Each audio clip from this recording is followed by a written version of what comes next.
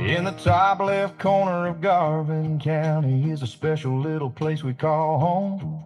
I love the red dirt and red brick roads. It feels like home everywhere I go. We grew up with the stories about those good old days, about those broom corn Johnnies working hard for their pay. There were 50,000 girls over 25 years. Many basketball champions were built right here. We remember good old Charlie Jones playing songs on the radio, making tele-turkey phone calls, and he'd always say, "Have a great day on our red brick road in our old hometown." We still wave at our neighbors as we drive around.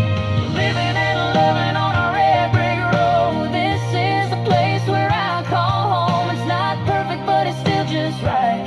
It's where I lay my heart at night. Lindsay, Oklahoma. Take me home. Take me home. Take me home to that red brick road. Oh, we all cheer for those leopards underneath those Friday night lights, living in their moment, trying to get it just right.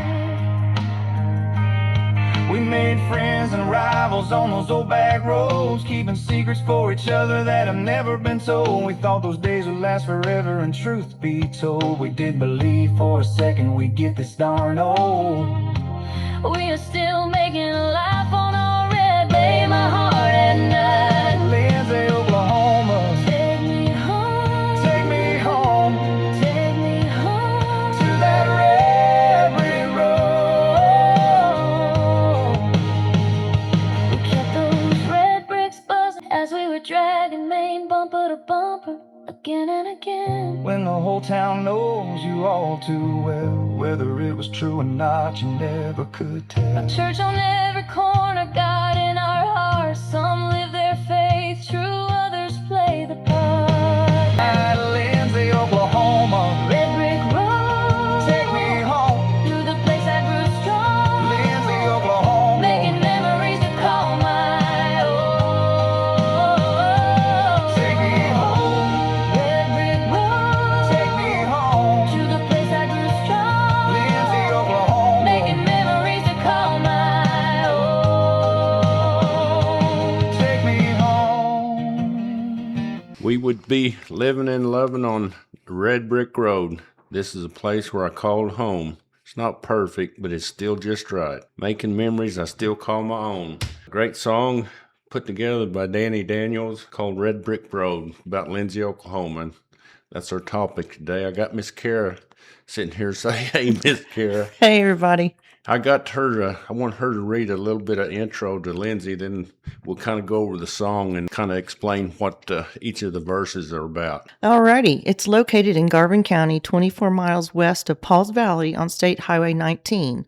Lindsay began when the Atchison, Topeka, and Santa Fe and Chicago, Rock Island, and Pacific Railroad companies decided to link their lines halfway between Chickasha and Pauls Valley. Lewis Lindsay, an area farmer, donated 440 acres for the town site in January 1902, and the town was named in his honor. Lindsay's primary economic base has always been agriculture, with cotton the first major commodity. Broom corn was introduced in 1906, and by the 1950s, with the huge production of that crop, Lindsay was dubbed the broom corn capital of the world. However, the high cost of production and the increasing use of synthetic brooms led to the end of the broom corn era by 1982. The community's subsequent major crops have been alfalfa, soybeans, wheat, corn, and milo. Since the drilling of the first oil well in the Lindsay area in 1944, petroleum production has also played a major role in the town's economy. Lindsay's 1907 population of 1,102 residents grew to 1,713 by 1930. Due to oil field activity, the number rose to 3,021 in 1950. Reached 4,258 in 1960. By 1990, the town's population had decreased to 2,947, and it declined to 2,889 in 2000 and to 2,840 in 2010. The Lindsay News has informed the residents since the early 1900s. Nearby in Aaron Springs community, 2 miles south on State Highway 76, 1/2 mile west of Lindsay, is the Murray-Lindsay Mansion. A museum since the 1970s, the mansion is listed in the National Register of Historic Places. A reference number is NR 7000534. It was built in 1882. This was the home of Frank and Alzura McCaughey Murray, founders of Aaron Springs. The April 2020 census reported a population of 2,861.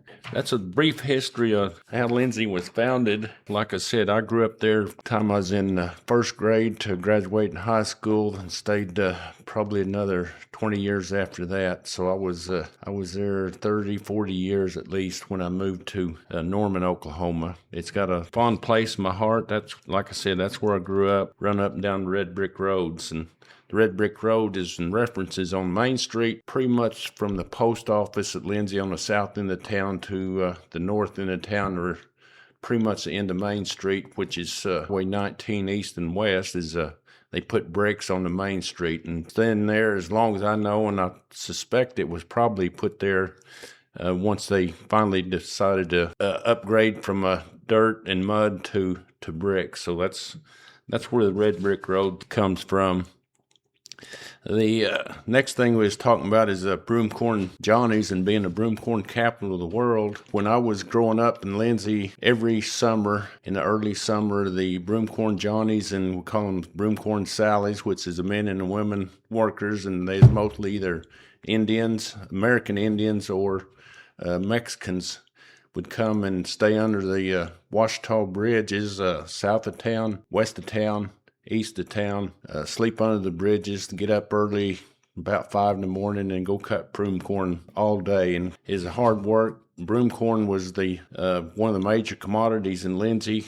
Broomcorn factory there, and there's a huge business for several years. There's a lot of warehouses was there, and you hardly ever see any old-fashioned broomcorn brooms or whisk brooms anymore. They all went synthetic, and that's pretty much when the broomcorns went out of business. And it was pretty crazy to see transit workers come in and work and stay under the bridges and all that. The next thing was talked about 50,000 girls over 25 years coming to the basketball camp. And what it was is Charles Haley basketball camp, and they had about 2,000 participants each summer. It'd go 7 or 8 weeks long, and it's a week to 8-9 day camp. The girls would just cycle in there. Is a heck of a boon for the.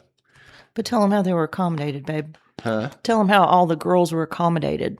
There wasn't hotels that they came and stayed in. No, there wasn't dorms that they came and stayed in. How was that all? A lot of the times the school would open up all its classrooms for some of the students. Then some of the other students would actually stay at parents' house in the community that was big in the sports, and especially girls basketball. I remember Reba McIntyre. She was a basketball participant when I was junior high. I remember her coming there and started singing back about that time. Mm-hmm. Did a great job. She played basketball, and then she would sing at rodeos and did rodeos and all that. But yes. Basketball was a big part of her life from what I've read. Not that I know her personally, but reading up about her. This camp, I knew about it. I didn't know the intensity of it or how. It was a nationwide deal. It was huge. Kids would come from all over, but it went on for many, many, many, many years. Yeah, it was like 20, 25 years, and Coach Haley was girls basketball coach, and he's actually my men's basketball coach the first year I played in the high school. The song talks about Charlie Jones and radio and KBLP. Charlie Jones I've known him all of my life. They said on there they'd have turkey talk, which is in Thanksgiving holidays. They'd call in, and I can't remember the format. It's a question you had to answer. If he called you and you knew the answer, you'd win a turkey for Thanksgiving. He would do a Tuesday morning, not every Tuesday, but most Tuesdays he would do once a week interview, and I had the fortune to be on there a couple of times. One time was by myself and talking about football, and one other time when I was quite a bit older and had my foreign exchange student from Germany came, and Karen Birka and I went on Charlie Jones radio talk show, and we had a great time. And Karen, I guarantee you she can still remember it, and it's been over 30 years ago. Another thing I was talking about is we used to call it Dragon Main. One end of the town was on just south of the post office, and this was a little bit later than my life, but I still remember it. It was Sonic Drive-In. They put in the Sonic on Drive-In south of town. We'd loop around the Sonic Drive-In, take Main Street north to Highway 19. We'd go west about a mile and a half to where the bowling alley is, make a U-turn, and do it all over again. Is the bowling alley still there? Building, last time I was there, the building's still there, but not the bowling alley. We'd do that every night, drive around, honk the horn, wave at people. And if we'd get a hankering, if it's say as a Saturday night, we'd drive around and have the windows down and holler, "Party at Gobbler's Knob, party at Gobbler's Knob." And within 30 minutes, everybody is dragging Main, go Gobbler's Knob, this little old place out in the country about 3 miles north and east of town, and kind of go up a hill and Old Lease Road, and everybody gather there and park their cars, have their lights on, music going, and just have a heck of a gathering. Maybe a beer or two. There may have been some young adult beverages, adult beverages, but we had a good time doing that. Another thing that stands out in my life, the whole life, was Lindsay was and it still is a huge football. Friday nights they'd have the football, and I remember when I was playing, Mom would go there Friday morning and take blankets, and everybody else would be taking blankets put up in the bleachers, and that's what reserved your seat, and nobody messed with your blankets or anything. They'd be there all day long.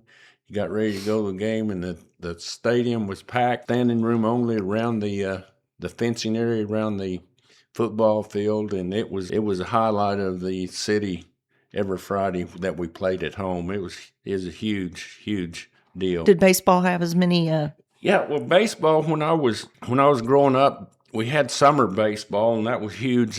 We had the Little League baseball in the summer. It was huge. American Legion baseball, which is like seniors to, I think, 18 or 19, 20 years old, and it was a big deal back then, the American Legion baseball. But during the summer, we'd be playing baseball all summer. We'd meet up and say, we're going to meet at the park. And, there'd be 20 or 30 kids there playing baseball every day during the summer. Then like I said, we had our leagues, and Friday night football, it was awesome. Another thing that when we and my two brothers lived at Lindsay, we lived on the south part of town, on the 800 block south. We was about half, 3/4 miles north of the Washita River, and during the summer, we'd tell Mom we're going to go take some picnic lunches and go to the river and have a picnic and mess around. And Mom said, "Don't you guys dare go swimming. Don't you dare go swimming." Guess what? We'd go swimming, and we'd go swim in our underwear. Why didn't she want to swim? Well, because it's pretty dangerous. Was it? Did it run pretty swift?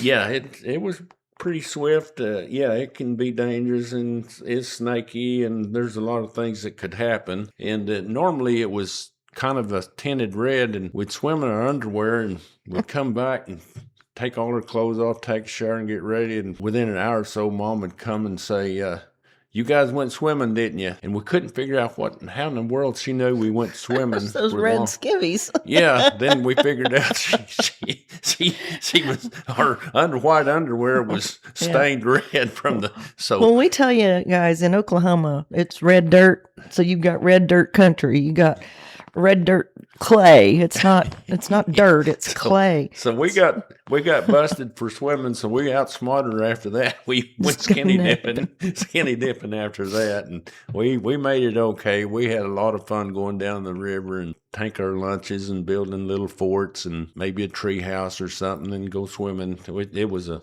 lot of fun. And another thing, once I got my driver's license and stuff, I had an old 54 Chevy pickup. It used to be, I think it's our grandpa's that Mom kind of inherited, and Danny got to drive it first, and I'd drive it when I sneak off in it, go back roading and just driving around the country and south of town for the most part. And I knew every county road in south of town, anywhere around Lindsay. I knew where I was at and where I was going. And it's kind of funny when Kara and I got together 10 years old, or years ago, drive down and see Mom. Me and Kara would go see Mom, and I'd take a different road every time, and a lot of times it'd be the back road, and Kara would have she said, I have no idea. So don't get mad at me and tell me to get out, because I'm not, because I don't have a clue where I'm at. She had no clue, because she'd get turned around once it got dark, and I knew exactly where I was all the time, and we had a ball going the back road, and then we used to go spotlighting, hunting for rabbits at night, and coyotes and whatever. Not me. Well, not Kara, but we used to, anytime there was a hunting season going for quail or ducks or geese or rabbits or squirrels, doves, anything, we was all sportsmen and found a place to go hunting and fishing, and fished at all the good ponds around the area. And back then you knew everybody, and usually it wasn't any problem just going the property and fish if you took care of it. And not quite like that anymore. They're a lot more vigilant of who gets on their property, and it's kind of sad that it does that, but it is what it is. But we had a great time doing that. Like I said, you got any questions, Kara? I'm just trying to think. I'm just enjoying listening to your stories. Yeah. Well, we had a great time doing it. Great time growing up in Lindsay, Oklahoma. And link to this song from listener. Thank you, Lynn. I think maybe you'll hear it. Lynn, she sent it to me, and I like the song. It's an awesome song about the city of Lindsay, and I have a special place in my heart for Lindsay, Oklahoma. I still have a daughter and son-in-law, and granddaughter, great-granddaughter, and future great-grandson. Yep. So we've still got ties to Lindsay. And that granddaughter and her husband with her great-grandchildren are moving into Bob's home where he grew up. It came up for sale, and they were able to purchase it, and so that's pretty cool. It's real cool. To mention that Mom was huge into the city of Lindsay politics. She was a mayor of Lindsay for several years. She's on the city council for seemed like decades, but she was always involved in the politics of the city, and she's always active in sports, the political part of it, the police department, and she's huge on CB radios. Her name was nickname was Lady Kojak on the handle for the CBs. It's pretty cool. The greatest part of this, guys, is she was 5 foot tall and maybe weighed 90 pounds. So she was just this little mighty mite. She was amazing. She was a fireball. Still has some other relatives. Brother lives down there south of town. Nephews.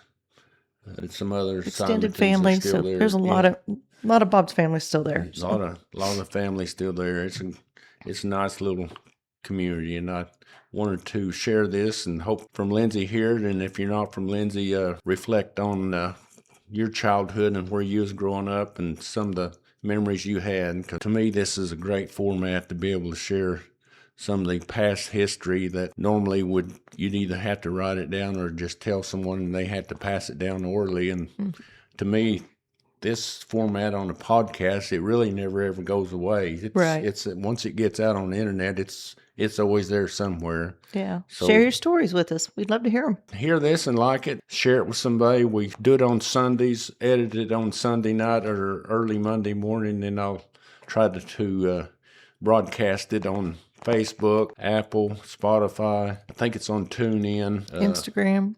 It's on several different Is it RSS.com? RSS.com. So if you see it and like it, share it. We'd appreciate it. We do it because we like it, and we can just share what we're doing on our life and share it with you guys. Anything else, Miss Kara? I think we got her done for the day. Got her done for the day. We just got through watching the Oklahoma Sooners softball beat Arizona for the second day in a row. Demolished Arizona, lost the first game, demolished the Arizona second game, and squeaked by the third game. And this is between games. We're getting ready to watch the Super Bowl here in a little bit. Seattle versus New England Patriots. So yep. I'm pulling for the Patriots. Me too. Okay, Kara and I was on the same team this time. So anyway, thanks for listening. We'll catch you on the next week. Love you guys. Love you guys.